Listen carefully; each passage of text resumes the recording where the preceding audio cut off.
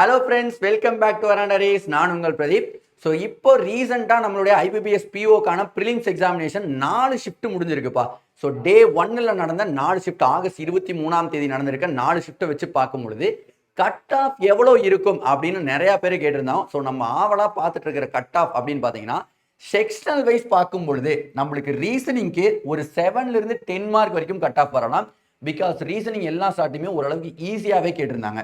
So இங்கிலீஷ்னு பார்க்கும்போது நம்மளுக்கு ஆர்சியெல்லாம் கொஞ்சம் ஈஸியாக கேட்டிருந்தனால ஒரு 7லிருந்து 10 மார்க் வரைக்கும் வரலாம் அப்படின்னாங்க.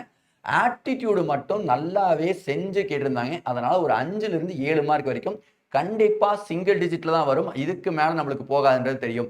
ஸோ அப்போ ஓவராலாக எவ்வளோ சார் கட் ஆஃப் இருக்கும்? ஓவரால் கட் ஆஃப் 100க்கு நம்ம எவ்வளோ எடுக்கிற மாதிரி இருக்கும் அப்படின்னு சொல்லி பார்த்தீங்கன்னா ஒரு 45லிருந்து 50 வரைக்கும் எடுத்தாலே நம்மளுக்கு ஒரு நல்ல ரீசனபிளான ஒரு கட் ஆஃப் தான்.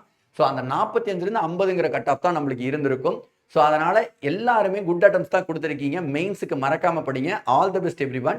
நாளைக்கு எக்ஸாம் நடத்துவதற்கு ஸோ அந்த எக்ஸாம் எல்லாருமே சூப்பராக பண்ணுங்கள். All the best. தேங்க்யூ.